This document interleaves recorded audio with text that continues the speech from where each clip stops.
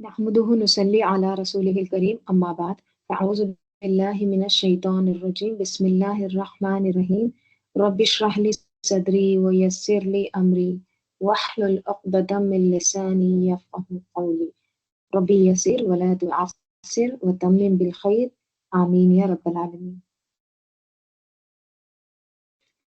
آية نمبر 16 سورة قاف. وَلَقَدْ خَلَقْنَا اور ضرور یقیناً خلقنا الانسان ہم نے پیدا کیا انسان کو. تاکید کے ساتھ بات ہو رہی ہے، یعنی یقیناً انسان کے پیدا کرنے والے کون ہیں؟ اللہ تعالیٰ. وَنَعْلَمُ اور ہم جانتے ہیں ما توسوس به نفسہ جو وسوسہ ڈالتا ہے بھی اس کو نفسہ اس کا نفس، یعنی ہم جانتے ہیں جو بھی وسوسے اس کے دل میں ابھرتے ہیں. ٹھیک ہے، یعنی ہم اس کے وسوسوں کو جانتے ہیں جو اس کا نفس اس کو ڈالتا ہے. اس سے یہ پتہ چلتا ہے کہ شیطان کے علاوہ شیطان ایک وسوسے ڈالتا ہے نا. کیسے پتہ چلتا ہے؟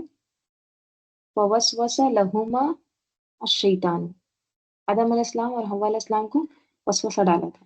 تو شیطان کے علاوہ خود انسان کا اپنا نفس، اپنا دل، وہاں سے کیا ہوتے ہیں؟ وسوسے اٹھتے ہیں. ٹھیک ہے، وسوسہ کس کو کہتے ہیں؟ واو سین ربائی ہے. وسوسہ کہتے ہیں صوت الخفی، صوت آواز، خفی خفیہ آواز کو، یعنی ایسی آواز جو آپ کے کان نہیں سن سکتی بلکہ وہ آواز آپ کا دماغ سنتا ہے، آپ کے مائنڈ میں ہوتی ہے وہ آوازیں.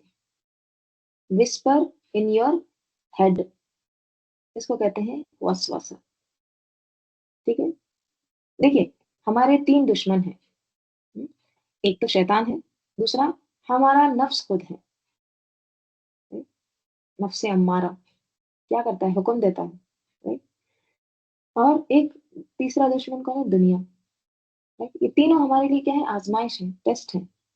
تو یہاں پہ کیا بتایا جا رہا ہے کہ اللہ تعالیٰ کہتے ہیں کہ ہم نے انسان کو پیدا کیا اور ہم جانتے ہیں اس کے دل میں جو وسوسے ابھرتے ہیں یا وسوسے آتے ہیں اس کو ہم جانتے ہیں. جو خیالات آتے ہیں، جو برے برے گمان ہوتے ہیں، برے خیالات ہوتے ہیں پیغمبر کے بارے میں، اللہ کے بارے میں، کتاب کے بارے میں، دین کے بارے میں، جو بھی خیالات آتے ہیں سب اللہ کو پتہ ہے. اور آگے کیا کہہ رہے ہیں اللہ تعالیٰ؟ وَنَحْنُ أَقْرَبُ إِلَيْهِ اور ہم اقرب زیادہ قریب ہیں. اس میں تفصیل الیہ اس کی طرف، یعنی ہم انسان ہی کی ضمیر انسان کی طرف جاری ہے، یعنی ہم زیادہ قریب ہے اس کے، یعنی انسان کے، من حبل الورید. حبل رگ کو کہتے ہیں، رسی کو کہتے ہیں جنرلی حبل، لیکن یہاں پہ رگ مراد ہے. اشارہ کس کی طرف ہے؟ وین. ورید یہ بھی ایک رگ کا ہی نام ہے. ٹھیک ہے، وردا کس کو کہتے ہیں؟ واو را دال، وارد ہونا، یعنی وہ رگ جو سر سے اتر کر گردن کی طرف آتی ہے، جس پر انسان کی زندگی کا انحصار ہے. اگر وہ کٹ جائے تو انسان مر جاتا ہے. جیسے دیکھیے یہ ایسے دکھتی ہے، یہ جو بلو کلر کی آپ کو نظر آ رہی ہے نا، یہ ہے حبل الورید. یہ آپ کے سر سے لے کر گردن کی طرف جاتی ہے، تو یہ اگر کٹ جائے نا تو پھر انسان کی موت واقع ہو جاتی ہے. اور خیالات کس کو آتے ہیں؟ عقل کس کی کام کرتی ہے؟ جس کی یہ رگ صحیح سلامت ہوتی ہے. رائٹ. تو اللہ تعالیٰ کیا کہہ رہے ہیں کہ ہم انسان کے حبل الورید سے بھی زیادہ قریب ہیں، اس کی شہرک سے بھی زیادہ قریب ہیں. اب یہ شہرک سب سے زیادہ قریب ہے نا، ہماری جسم کے اعضاء ہمارے سے سب سے زیادہ قریب ہوتے ہیں. اب اس سے زیادہ کیا قریب ہوتا ہے انسان؟ لیکن اللہ تعالیٰ کیا کہہ رہے ہیں؟ نحن اقرب الیہ من حبل الورید، ہم اس کی شہرک سے بھی زیادہ قریب. اب یہاں پر یہ جو نحنو ہے یہ کون ہے؟ اس کے بارے میں 2 آرا ہے. ایک تو ہے کہ اللہ تعالیٰ ہے، ٹھیک ہے. ایک رائے کیا ہے؟ اللہ تعالیٰ ہے، کیونکہ پیچھے خلق نہ آیا، نہ علم آیا. ٹھیک ہے، تو وہی ایک کنٹینیوس بات ہو رہی ہے. تو اللہ ताला की कुर्ब अगर है तो वो फिर कुर्ब इल्मी होगा, वजूद मुराद नहीं है यहाँ, यानी वो करीब है अपने इल्म के एतबार से। हम्म? और सबसे ज्यादा करीब इंसान कब होता है अल्लाह ताला से? जब वो सजदे की हालत में होता है। जैसे हदीस में आता है, अक़रबु मा यकूनुल अब्दु मिर रब्बिही व हुवा साजिदुन। बंदा अपने रब के सबसे ज्यादा करीब उस वक्त होता है जब वो सजदे में होता है। तो क्या करो? अक्सिरू दुआ, लिहाजा तुम इस हालत में दुआ कसरत से करो। हम्म? और देखिए हिजरत के भी वाक़ये में अबू बकर रज़ी अल्लाह अन्हु से आप सल्लल्लाहु अलैहि वसल्लम ने क्या फरमाया था? ला तहज़न इन्नल्लाहा मअना। आप गम ना करें, अल्लाह ताला हमारे साथ है। तो इसका मतलब ये नहीं कि अल्लाह ताला अपने वजूद के साथ हमारे साथ-साथ है। यानी ये कि अल्लाह ताला हमारा मददगार है। वो जानता है हमारे हालात को। मूसा अलैहिस्सलाम ने भी क्या कहा था? कल्ला इन्ना मइया रब्बी सयहदीन। हरगिज़ नहीं, बेशक मेरे साथ मेरा रब है, अनकरीब वो मुझे राह दिखाएगा। है? यानी अल्लाह का साथ होना, यानी इंसान अल्लाह की पहुँच से दूर नहीं है, उसकी कुदरत में है अल्लाह ताला की। यानी इंसान जितना करीब अपने से है, उससे ज़्यादा करीब अल्लाह ताला से है। राइट? तो एक मानी क्या लिए गए हैं नहनु के? अल्लाह ताला। ठीक है? दूसरी राय क्या है? नहनु से मुराद फरिश्ते लिए गए हैं। ठीक है? तो फरिश्ते उसके रगे गर्दन से करीब है। और आगे चूंकि तस्करा फरिश्तों का आएगा, लिहाजा राजिह तफसीर यही है कि यहाँ नहनु से मुराद मलाइका है। और ये कौन सी मलाइका है? किरामन कातिबीन, जो उसके अमाल लिखते रहते हैं। राइट? जो बुराइयां अच्छाइयां हम करते हैं उसको रिकॉर्ड करते रहते हैं। राइट? आगे, इज यतलक्कल मुतलक्की, यानी जब यतलक्का अक्स कर लेते हैं, मुतलक्की यानी दो अक्स करने वाले, हम्म? दो लेने वाले। यतलक्का किससे है? लकिया से। हम्म? लकिया किसको कहते हैं? मुलाकात को, मिलना, लेना, अक्स करना, ये तमाम माने आते हैं। ठीक है? तो अल्लाह ताला क्या कह रहे हैं? इज यतलक्कल मुतलक्की, यानी जब ले लेते हैं दो अक्स करने वाले, यानी लिखते हैं दो लिखने वाले। मुराद क्या है? किरामन कातिबीन, फरिश्ते।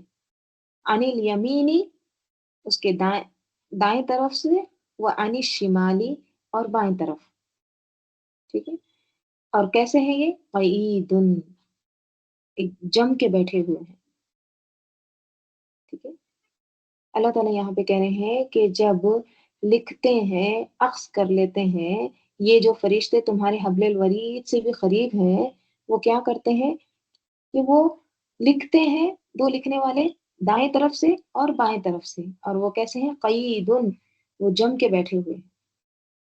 आमतौर पर हम कहते हैं ना फरिश्ते हमारे कंधों पर हैं, कंधों पर नहीं है, उससे भी करीब है, रगे गर्दन से भी करीब है। लिहाजा इंसान के अंदर से उठने वाले ख्यालात, वसवसे, हैं, वो उनको भी स्कैन करते रहते हैं, लिखते रहते हैं।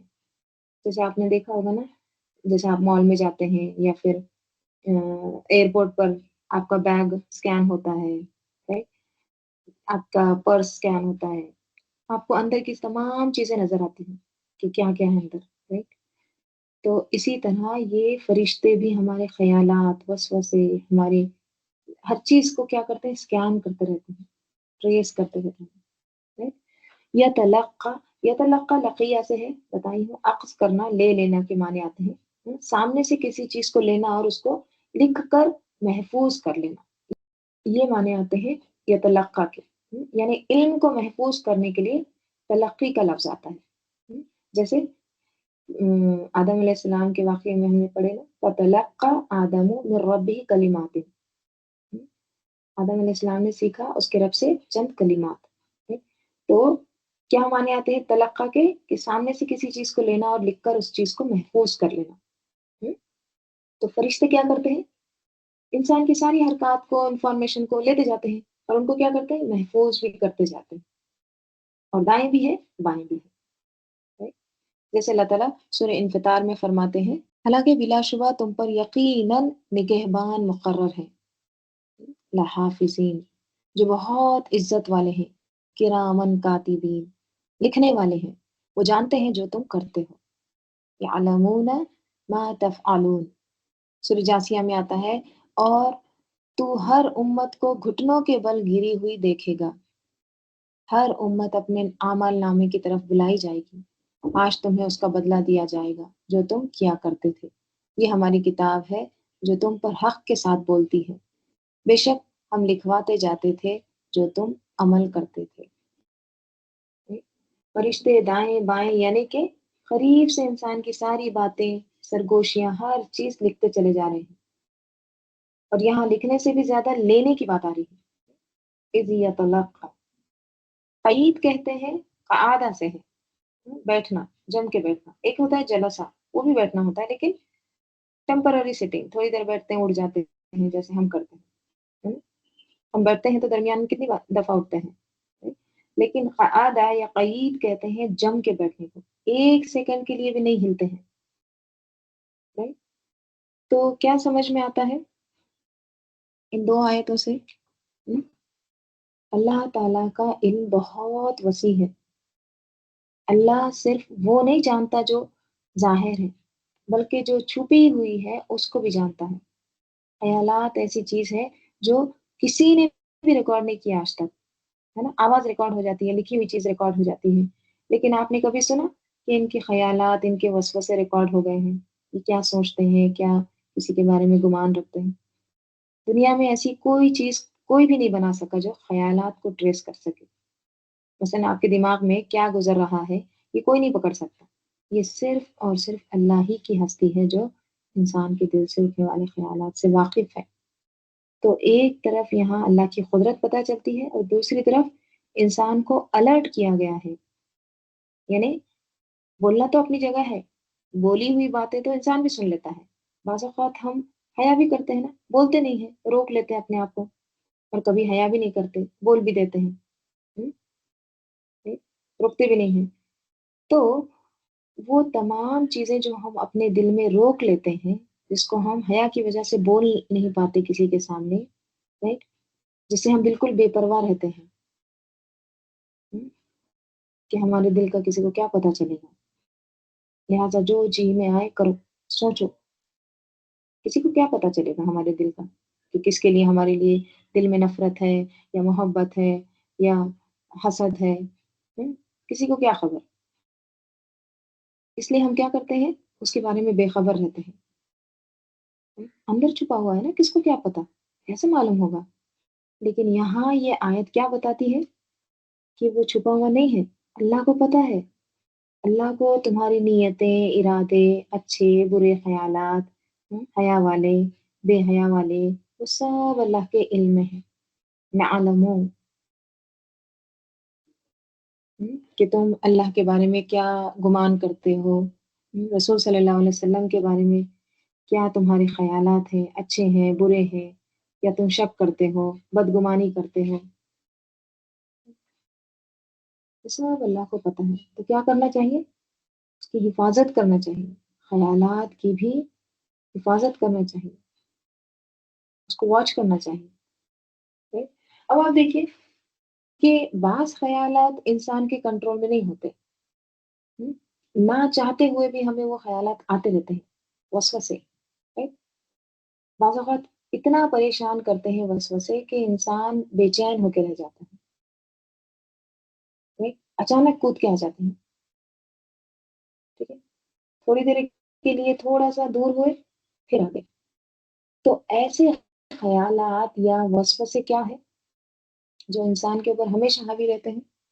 اس کے تعلق سے حدیث میں آتا ہے، بے شک اللہ تعالیٰ نے میری امت کے دلوں میں آنے والے وسوسوں کو معاف کر دیا ہے، تجاوز کیا ہے، جب تک وہ ان پر عمل نہ کرے یا زبان سے بیان نہ کرے، تو جو برے خیالات ہیں ان کو اندر سے نکالنے کی کوشش ضرور کرنا چاہیے، لیکن اگر پھر بھی اچانک آ جائے تو ایسی صورت میں کیا کرنا چاہیے، پھر کسی سے اس کا ذکر نہیں کرنا چاہیے، کیونکہ بعض اوقات خراب باتوں کا، وسوسوں کا، گمان کا انسان جب ذکر کرتا ہے نا تو وہ بات پکی ہو جاتی ہے. اس لیے کبھی بھی وسوسے آئے تو کسی کے بھی سامنے اس کا ذکر نہ کریں. اور آپ کو نہیں معلوم کہ آپ جس کے سامنے ذکر کر رہے ہیں پتہ نہیں وہ آگے سے آپ کو کیا کہہ دے. آپ ہو سکتا ہے اور زیادہ پریشان ہو جائیں اس کی باتوں سے. right؟ تو اس لیے کسی کے بھی سامنے اس کا ذکر نہیں کرنا چاہیے. اسی طرح دوسروں کے تعلق سے جو بھی وسوسے آتے ہیں اس کو کیا کرنا چاہیے؟ جھٹک دینا چاہیے فوراً، یا پھر وضاحت کر لینا چاہیے. جیسے ایک واقعہ ملتا ہے نا، حضرت صفیہ رضی اللہ عنہا امہات المومنین میں سے ہیں، بیان کرتی ہیں نبی صلی اللہ علیہ وسلم اعتکاف میں تھے تو میں آپ صلی اللہ علیہ وسلم سے ملنے آئی. جب میں واپس جانے لگی تو رسول صلی اللہ علیہ وسلم مجھے چھوڑنے کے لیے اٹھے. راستے میں دو انصاری صحابہ رضی اللہ عنہم گزرے اور آپ صلی اللہ علیہ وسلم کو دیکھ کر جلدی کرنے لگے. آپ صلی اللہ علیہ وسلم نے فرمایا الا رسلکما انہا صفیہ بنت ہویئی، ٹھہرو یہ صفیہ بنت ہویئی میری بیوی ہے. صحابہ نے کہا سبحان اللہ یا رسول اللہ، یعنی ہم کیسے بدگمان ہو سکتے ہیں؟ آپ صلی اللہ علیہ وسلم نے فرمایا ان الشیطان یجری من الانسان مجرى الدم، بے شک شیطان انسان میں خون کی طرح گردش کرتا ہے. مجھے اندیشہ ہوا کہ کہیں وہ تمہارے دل میں کوئی وسوسہ نہ ڈال دے. ظاہر ہے کہ اگر اللہ کے رسول کے بارے میں کوئی برا گمان کرتا ہے، برا خیال سوچتا ہے، بدگمانی کرتا ہے، تو کیا کہا گیا گمان کے تعلق سے؟ اِنَّ بَعْضَ الظَّنِّ اسم، بے شک بعض گمان جو ہے گناہ ہے. اور اگر بہت زیادہ وسوسے آتے ہیں جن سے فرار نہیں، تو یہ دعا کثرت سے پڑھیں. اور ربی اعوذ بک من حمزات الشیاطین واعوذ بک ربی ان یحضرون. یہ ہے ترجمہ، اور کہہ دیجئے اے میرے رب میں تیری پناہ مانگتا ہوں حمزات الشیاطین، شیاطین کے وسوسوں سے. وَأَعُوذُ بِكَ رَبِّ أَن يَحْضُرُونِ، اور اے میرے رب میں تیری پناہ مانگتا ہوں کہ وہ میرے پاس حاضر ہوں. ٹھیک ہے، تو یہ دعا نبی صلی اللہ علیہ وسلم کو سکھائی گئی. سورہ مومنون کی آیت ہے یہ، کہ تاکہ شیطانی وسوسوں اور ان کے شر سے اللہ کی پناہ مانگی جائے. اور ایک دعا ہے آپ صلی اللہ علیہ وسلم نے فرمایا یہ کہو اعوذ باللہ السمیع العلیم من الشیطان الرجیم من حمزہ ونفخہ ونفثہ. ترجمہ کیا ہے؟ اعوذ باللہ السمیع العلیم، میں اللہ کی پناہ لیتا ہوں جو سب کچھ سننے والا اور سب کچھ جاننے والا ہے. کس سے؟ من الشیطان الرجیم، شیطان مردود سے. من حمزہ، اس کے ہم سے، اس کے وسوسوں سے. ونفخہ، اور اس کے پھونک سے. ونفثہ، اور اس کے وسوسے اور گمراہ کن اثرات سے. تو اگر کسی کو بہت زیادہ وسوسے آتے ہیں جن سے وہ پریشان ہے بہت زیادہ، تو اس کو کثرت سے یہ دعائیں پڑھنا چاہیے. ٹھیک ہے، اللہ تعالیٰ ضرور ضرور مدد کرے گا اور ضرور اس کے تمام وسوسے نکل جائیں گے. ٹھیک ہے. ما یلفظ من قول، ما نہیں، یلفظ بولتا ہے، من قول بات، الا مگر، لدیہ اس کے پاس، رقیب عتید، رقیب نگران، عتید تیار، اس کے پاس تیار حاضر چوکن میں محافظ نگران موجود ہوتے ہیں. یعنی انسان کوئی لفظ نہیں بولتا مگر پاس ہی نگران موجود ہوتا ہے اور وہ فوراً لکھ لیتا ہے. کیا لکھتا ہے؟ جو کچھ انسان کہتا ہے. لفظ یلفظو جو ہے نا، اس کے معنی ہوتے ہیں پھینکنا. جیسے لفظ البحر السمک، سمندر نے پھینکا مچھلی کو. تو پھینکنے کے معنی آتے ہیں، باہر پھینکنے کے. تو اس سے کیا پتہ چلتا ہے کہ جو کچھ بھی انسان کہتا ہے، من قولین آیا ہے، دیکھیے تاکید بھی ہے نکیرہ بھی ہے. جو کچھ بھی قول بے معنی ہو، با معنی ہو، اچھا ہو، برا ہو، جو بھی کہتا ہے، حتیٰ کہ جو انسان آہ بھی کہتا ہے نا، وہ بھی لکھ لیا جاتا ہے. چھوٹی بڑی ہر چیز.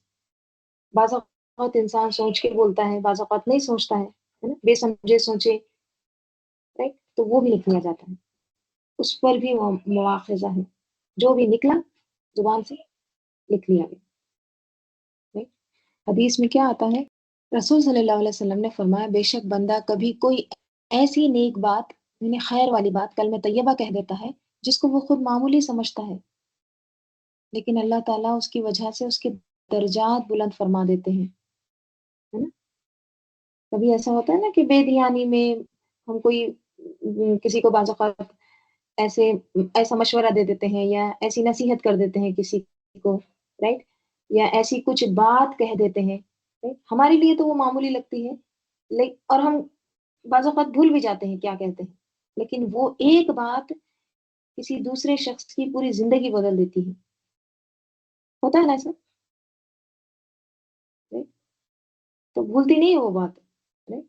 تو کیا کہا جا رہا ہے کہ بے شک بندہ کبھی کوئی ایسی نیک بات کہہ دیتا ہے جس کو وہ خود معمولی سمجھتا ہے، لیکن اللہ تعالیٰ اس کی وجہ سے اس کے درجات بلند فرما دیتا ہے، اور کبھی کوئی بری بات کہہ دیتا ہے جس کو وہ معمولی خیال کرتا ہے، لیکن وہ اس کے سبب جہنم میں گر پڑتا ہے، دونوں طرح کا۔ بری بات کہتا ہے تو کسی کی زندگی ایک دم کیا ہو جاتی ہے؟ بدتر ہو جاتی ہے، اور وہ اس کو معمولی سمجھتا ہے، تو اس بات کی وجہ سے وہ جہنم میں گر پڑتا ہے۔ تو من قول بہت امپورٹنٹ ہے، کسی بھی قسم کا قول، right؟ تو جو کچھ بھی انسان کہتا ہے تو ایک رقیب عتید تیار ہے، right؟ رقیب رقبہ سے واچ کرنا، جیسے پہرے دار ہوتے ہیں نا، آبزرور، ہمیشہ وہ واچ کر رہے ہیں، پہرا دے رہے ہیں، ہمیشہ الرٹ ہے، right؟ نگران ہے، اور کیسے ہیں؟ عتید ہے، تیار ہے، right؟ عتدنا ہم کہتے ہیں ہم نے تیار کر رکھا ہے، اسی سے ہے، ٹھیک ہے، ریڈی ہے،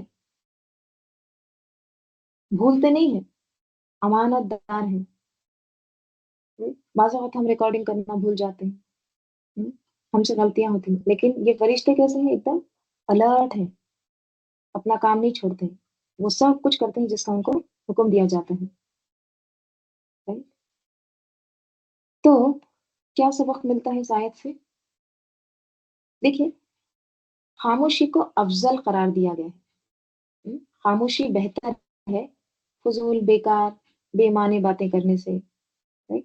عورتوں کے لیے تو یہ زیادہ ہی امتحان ہے، کیونکہ مردوں کی نسبت عورتیں بولنے کی زیادہ شوقین ہوتی ہیں، right؟ اور ہر چیز پر تبصرہ کرنا ہم بعض اوقات فرض سمجھتے ہیں ہمارا، کسی چیز کے بارے میں ہم جانتے ہوں یا نہ جانتے ہوں، ہمیں چین نہیں آتا جب تک ہم اپنا اوپینین نہ دے دیں۔ تو جہاں بولنے کا اتنا شوق پایا جائے، اتنی کریونگ ہو، وہاں چپ رہنا یا چپ رہنا سیکھنا کس قدر مشکل بات ہے، تو اس لیے ہمیں زیادہ محنت کی ضرورت ہے، کس اعتبار سے؟ خاموشی کی پریکٹس کرنے کی، right؟ حدیث میں کیا آتا ہے؟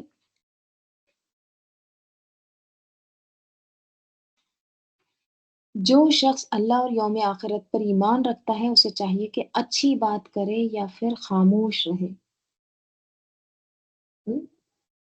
اچھی بات کہے یا خاموش رہے، تیسری چیز نہیں ہے یہاں پہ، دو میں ہی چوائس ہے، یا بات کرو تو اچھی کرو یا پھر نہ کرو، تو ہمیں کیا میزان دے دیا گیا ہے؟ بولے تو کام کا بولے، کیونکہ فائدہ مند بات کرنا خاموش رہنے سے بہتر ہے، رائٹ؟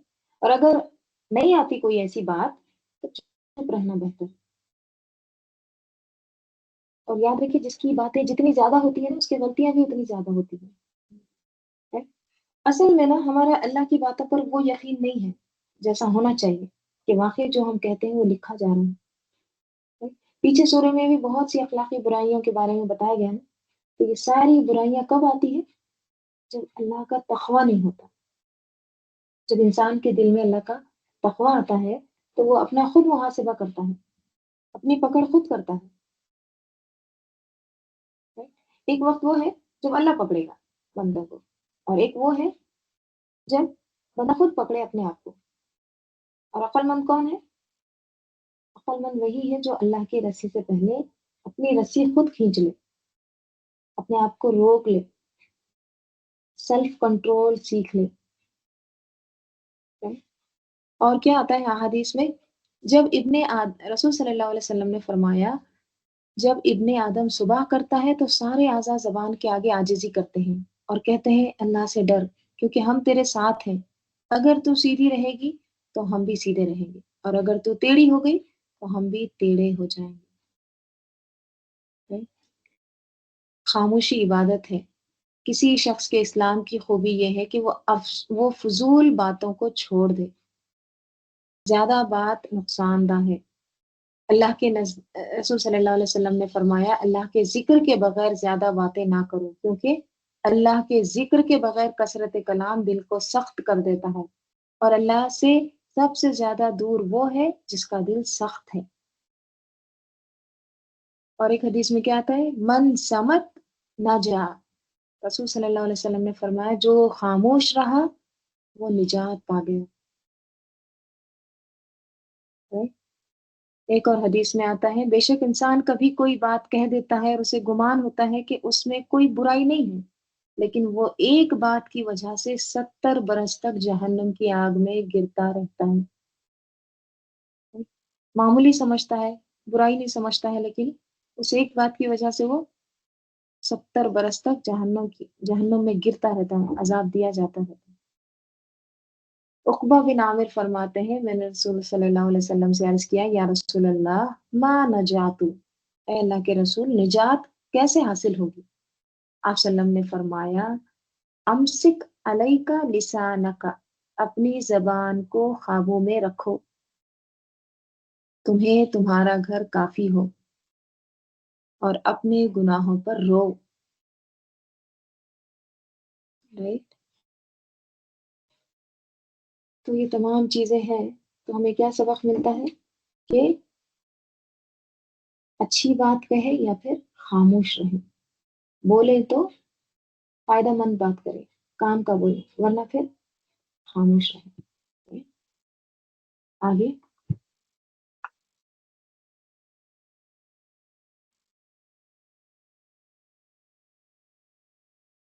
وجاءت سکرت الموت، وجاءت آ گئی، اور آ گئی سکرت الموت، موت کی سکرات، موت کی سختیاں، بالحق، حق لے کر، حق کے ساتھ۔ موت کی حقیقت کیا ہے؟ وہ سب کچھ غیب کی خبریں جو تم کو پیغمبر بتاتے تھے، جن کو تم صحیح نہیں سمجھتے تھے، right؟ تو موت کے فرشتے آنے سے ہی جو ہی انسان کو فرشتے نظر آنے لگتے ہیں تو سب کچھ حقیقت میں بدل جاتا ہے۔ جس کو کل تک وہ کیا کرتا تھا؟ جھٹلاتا رہتا تھا، کیونکہ موت کے ساتھ ہی آخرت کی کھڑکی کھل جاتی ہے نا، وہ سب دیکھنے لگتا ہے جو کل تک اس کے لیے خواب تھا، آج وہ کیا بن جاتا ہے؟ حقیقت بن جاتا ہے، تعبیر بن جاتا ہے۔ وجاءت سکرت الموت بالحق ذالک ما کنت منہ تحید، ذالک یہ، ما کنتا یعنی یہ موت، یہ وہی ہے، ما کنتا جو تم تھے، منہ اس سے تحید بھاگتے۔ ٹھیک ہے، کیا کہا جائے گا کہ یہ وہی موت ہے جس سے تم بھاگتے تھے، تحید، ہادہ یہید کس کو کہتے ہیں؟ سیدھے راستے سے پہلو تہی کرنا، دور بھاگنا، یعنی یہ وہی آخرت تو ہے، یہ وہی انجام تو ہے، یہ وہی دن تو ہے، یہ وہی وقت تو ہے، یہ وہی حادثہ تو ہے جس کے بارے میں تو سوچتا نہیں تھا یا سوچنا نہیں چاہتا تھا، تجھے یقین نہیں تھا کہ یہ دن بھی تیری زندگی میں آئے گا۔ ہم دیکھیں بہت سی چیزوں کا انتظار کرتے ہیں نا اپنی زندگی میں، وہ کون سا دن ہوگا جب یہ کام ہوگا، وہ دن کب آئے گا جب میں یہ اس کا انتظار کر رہی ہوں، لیکن ایک دن جس کا آنا یقینی ہے، اس دن کے بارے میں خیال آ بھی جائے تو ہم کیا کرتے ہیں؟ جھٹک دیتے ہیں۔ ذالک ما کنت منہ تحید، یہ وہی دن ہے جس سے تو بھاگا کرتا تھا، فرار تھا۔ وجاءت سکرت الموت، سکرات کس کو کہتے ہیں؟ سکرات سکر سے ہے، سکر کہتے ہیں نشے کو، بے ہوشی کو، غفلت کو۔ حدیث میں کیا آتا ہے؟ ان للموت سکرات، آپ صلی اللہ علیہ وسلم نے فرمایا بے شک موت کے لیے سختیاں ہیں، موت کی سکرات ہے، بے ہوشیاں ہیں، سختیاں ہیں۔ تو جب مرنے لگتا ہے نا انسان تو اس کو فرشتے نظر آنے لگتے ہیں، تو اس کا دنیا سے ایک طرح سے رابطہ ختم ہو جاتا ہے، وہ اگلی دنیا سے جڑ جاتا ہے، تو یہی موت ہے۔ جیسے سورہ جمعہ میں کیا آتا ہے؟ کل، تم کہہ دو، ان الموت الذی تفرون منہ، بے شک وہ موت جس سے تم بھاگتے ہو، بس وہ ضرور تمہیں ملنے والی ہے، پھر تم اس کی طرف پھیرے جاؤ گے، جو ہر غیب اور ظاہر کا جاننے والا ہے، اللہ تعالیٰ کی طرف، پھر وہ تمہیں تمہارے اعمال بتا دے گا۔ سورہ نساء میں کیا آتا ہے؟ تم جہاں کہیں بھی ہوگے، موت تمہیں ضرور پکڑ لے گی، اگرچہ تم مضبوط قلعوں میں ہو، تم کو موت پا لے گی۔ دیکھیے، اس سے نا ہم سب کو گزرنا ہے، ٹھیک ہے؟ ہر نفس کو موت کا مزہ چکھنا ہے۔ اچھا، یہاں پر میں آپ کے سامنے نبی صلی اللہ علیہ وسلم کی وفات کا ذکر کرنا چاہوں گی۔ تو یہ کتاب ہے انسانیت موت کے دروازے پر، مولانا عبدالکلام آزاد کی، ٹھیک ہے؟ علالت کی ابتدا، یعنی مرض کی ابتدا، مرض کا آغاز کیسے ہوا؟ 29 سفر بروز دوشنبہ، پیر کے دن ایک جنازے سے آپ صلی اللہ علیہ وسلم واپس تشریف لا رہے تھے کہ اثناء راہ، یعنی راستے میں سر کے درد سے علالت کا آغاز ہو گیا۔ ابو سعید خدری فرماتے ہیں رضی اللہ عنہ، فرماتے تھے کہ سرکار جہاں صلی اللہ علیہ وسلم کے سر مبارک پر رومال بندھا ہوا تھا، میں نے ہاتھ لگایا، یہ اس قدر جل رہا تھا کہ ہاتھ کو برداشت نہ تھا۔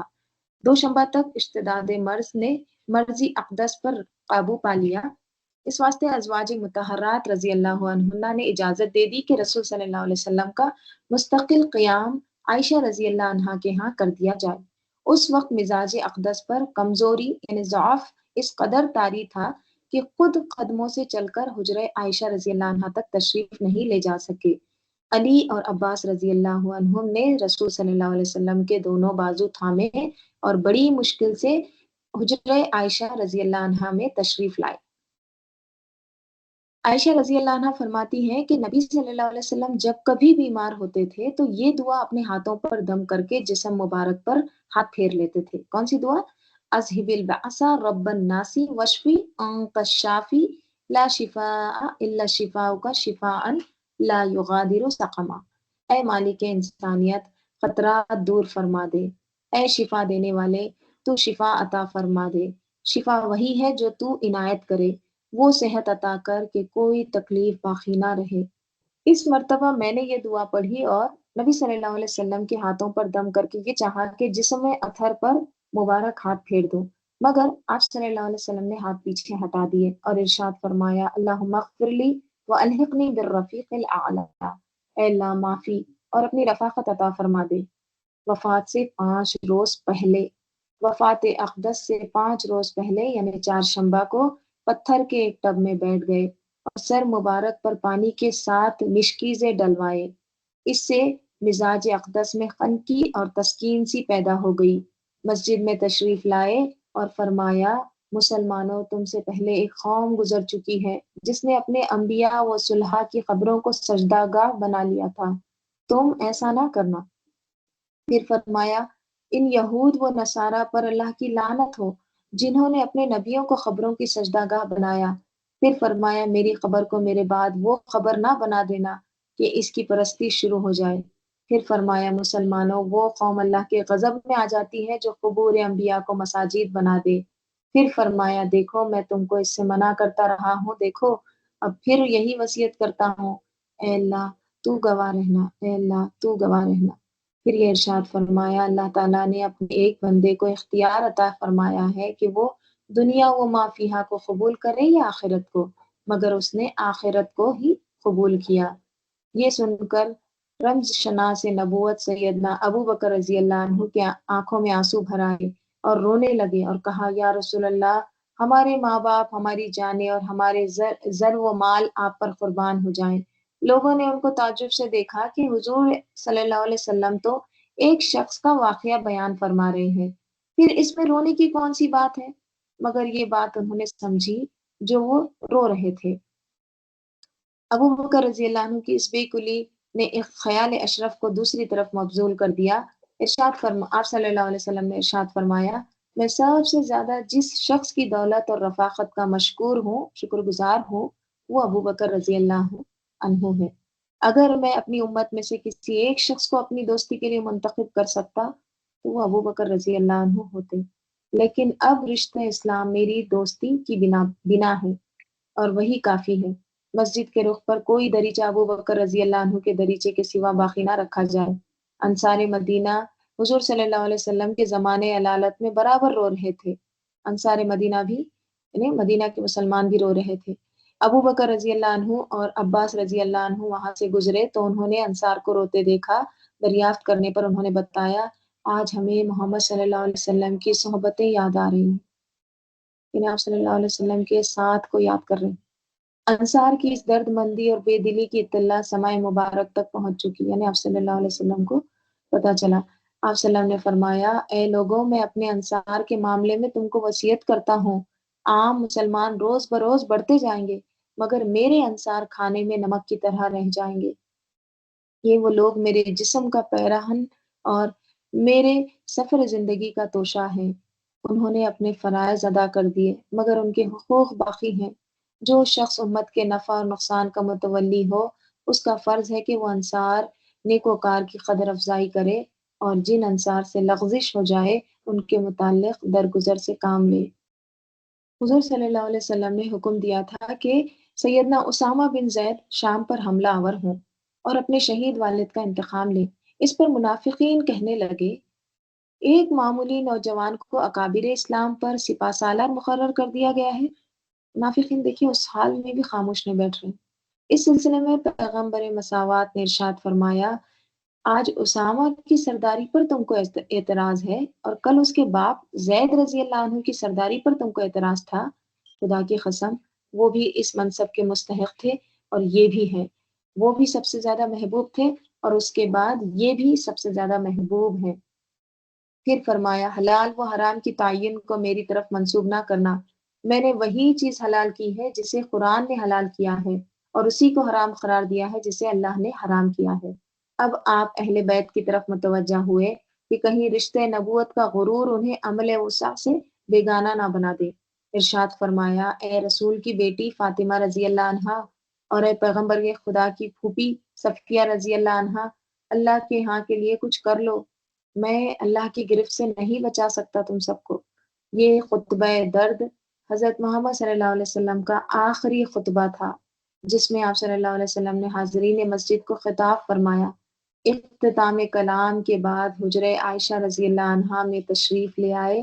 شدت مرض کی حالت یہ تھی کہ عالم بیتابی میں کبھی ایک پاؤں پھیلاتے اور کبھی دوسرا سمیٹتے تھے، کبھی گھبرا کر چہرے انور پر چادر ڈال دیتے تھے اور کبھی الٹا دیتے تھے۔ ایسی حالت میں عائشہ رضی اللہ عنہا نے زبان مبارک سے الفاظ سنے، یہود و نصارہ پر اللہ کی لعنت ہو کہ انہوں نے اپنے پیغمبروں کی قبروں کو عبادت گاہ بنا لیا۔ وفات سے 4 روز پہلے جمعرات عائشہ رضی اللہ عنہا سے ارشاد فرمایا، اپنے والد ابو بکر رضی اللہ عنہ اور اپنے بھائی عبد الرحمن رضی اللہ عنہ کو بلا لیجیے۔ اسی سلسلے میں فرمایا، دوات کاغذ لے آؤ، یعنی انک بھی لے آؤ، کاغذ بھی جس پر لکھنا ہے، میں ایک تحریر لکھوا دوں جس کے بعد تم گمراہ نہیں ہوں گے۔ یہ شدت مرض میں آپ صلی اللہ علیہ وسلم کا ایک خیال تھا۔ عمر فاروق رضی اللہ عنہ نے یہ رائے ظاہر کی کہ آپ صلی اللہ علیہ وسلم کو اس حال میں تکلیف دینا مناسب نہیں ہے۔ اب تکمیل شریعت کا کوئی ایسا نقطہ باقی نہیں رہا جس میں قرآن کافی نہ ہو۔ بعض صحابہ رضی اللہ عنہم نے اس رائے سے مطابقت نہ کی۔ جب شور زیادہ ہوا تو بعض نے کہا، آپ صلی اللہ علیہ وسلم سے ہی دریافت کر لیا جائے۔ ارشاد فرمایا، مجھے چھوڑ دو۔ آپ صلی اللہ علیہ وسلم نے ارشاد فرمایا، مجھے چھوڑ دو، میں جس مقام پر ہوں وہ اس سے بہتر ہے جس کی طرف تم مجھے بلا رہے ہو۔ اسی روز 3 وصیتیں اور فرمائی۔ نمبر 1، کوئی مشرک عرب میں نہ رہے۔ نمبر 2، سفیروں اور وفود کے بدستور عزت و مہمانی کی جائے۔ نمبر 3، قرآن پاک کے متعلق کچھ ارشاد فرمایا جو راوی کو یاد نہیں رہا۔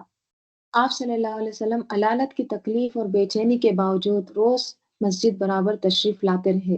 جمعرات کے روز مغرب کی نماز بھی خود پڑھائی اور اس میں سورہ مرسلات تلاوت فرمائی۔ عشاء کے وقت آنکھ کھولی اور دریافت فرمایا، کیا نماز ہو چکی؟ مسلمانوں نے عرض کیا، مسلمان حضور صلی اللہ علیہ وسلم کے منتظر بیٹھے ہیں۔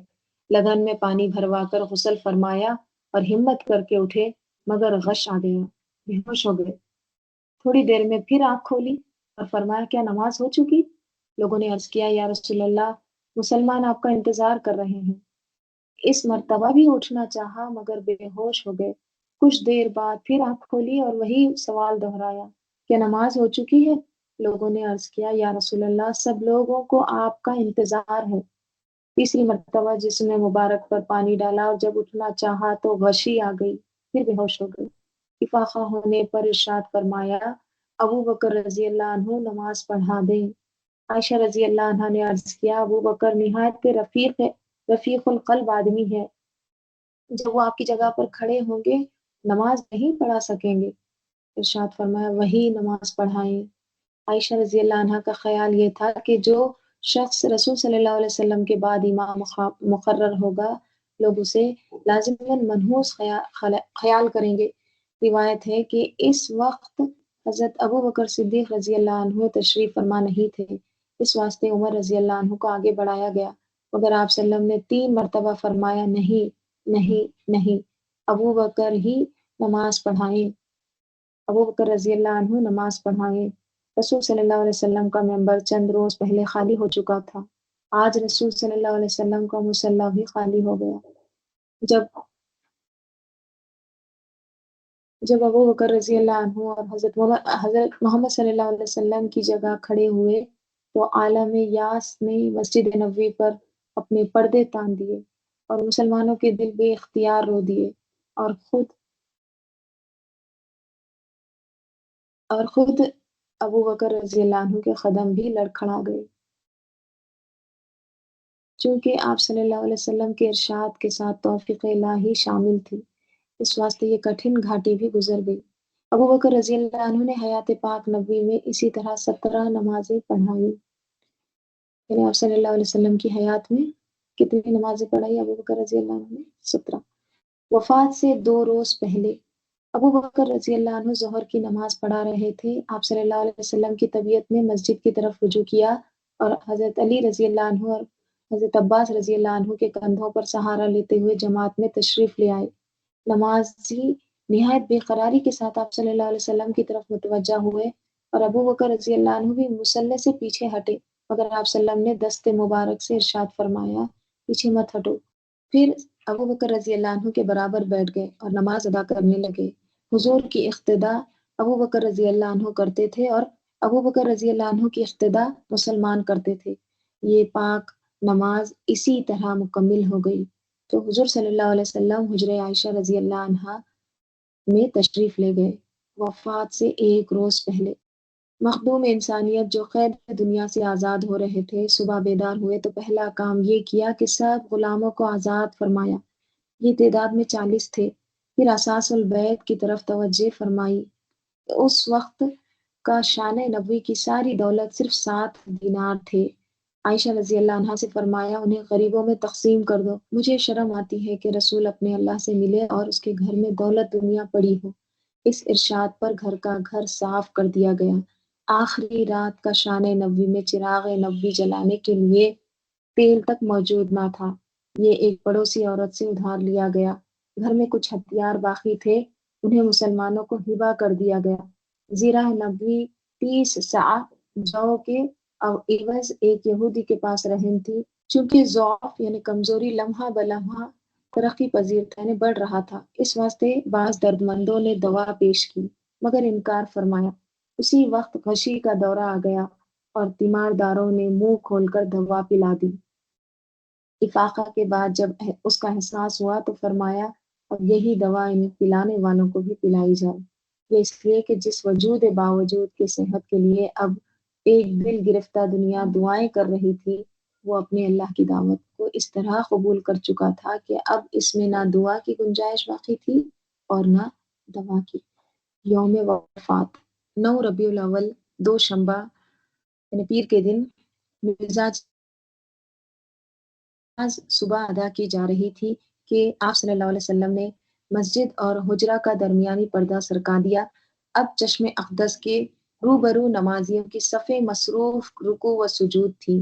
سرکار دو عالم صلی اللہ علیہ وسلم نے اس پاک نظارے کو جو آپ صلی اللہ علیہ وسلم کی پاک تعلیم کا نتیجہ تھا بڑے اشتیاق سے شوق سے ملاحظہ فرمایا اور جوش مسرت میں ہنس پڑے۔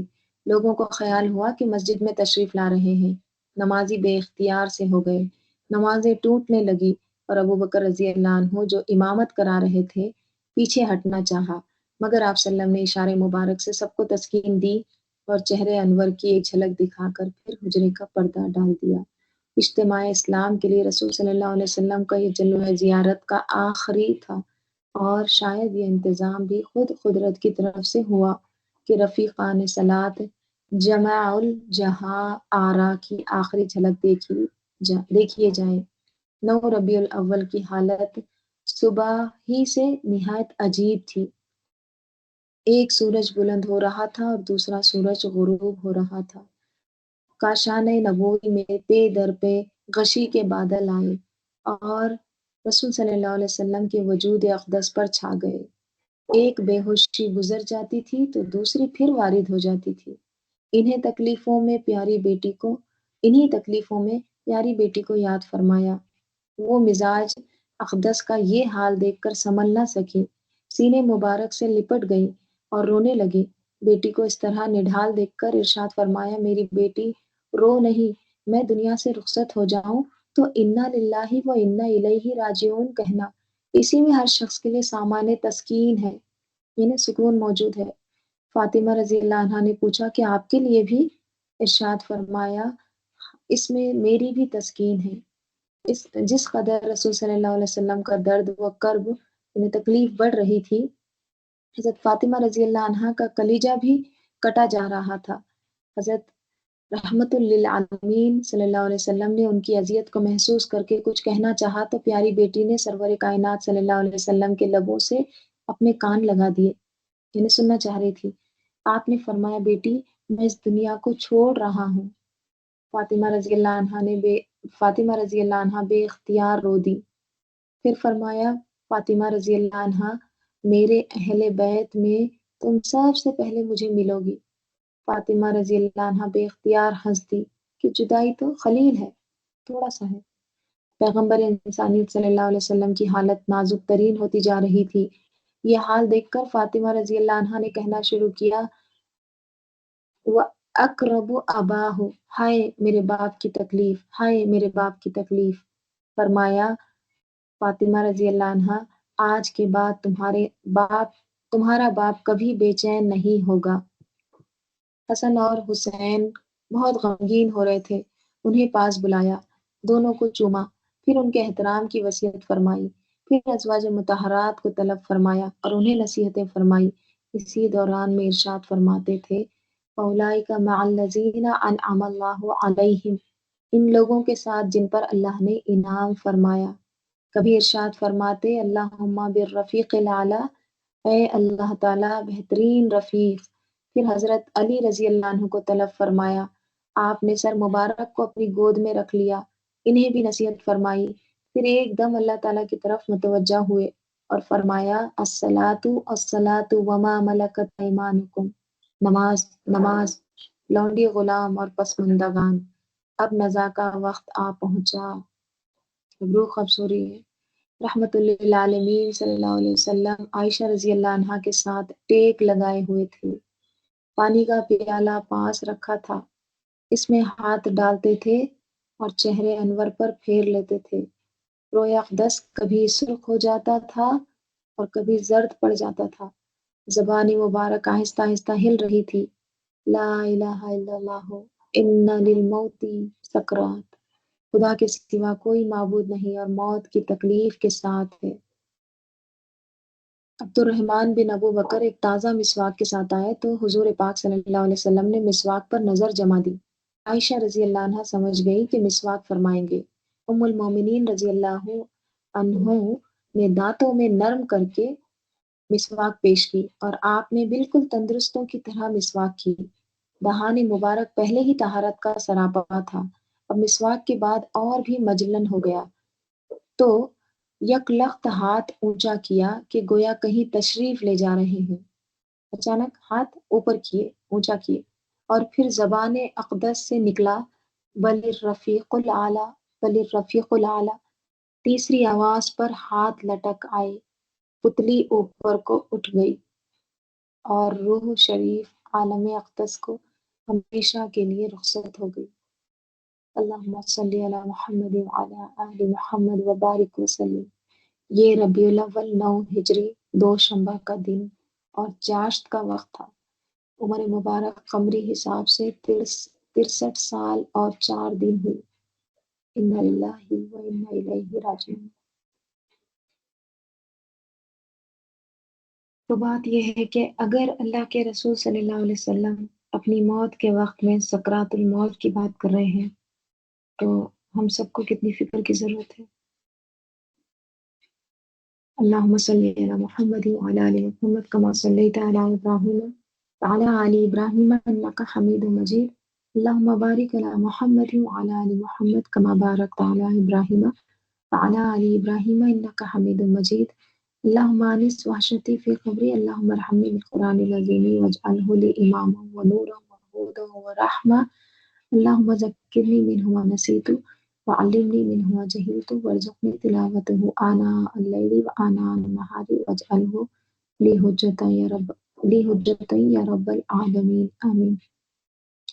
سبحانک اللہم وبحمدک نشہد ان لا الہ الا انت نستغفرک ونتوب الیک۔ سبحان ربک رب العزۃ عما یصفون وسلام علی المرسلین والحمد للہ رب العالمین۔ والعصر ان الانسان لفی خسر الا الذین آمنوا وعملوا الصالحات وتواصوا بالحق وتواصوا بالصبر ربنا تقبل منا انک انت السمیع العلیم۔ السلام علیکم ورحمۃ اللہ وبرکاتہ۔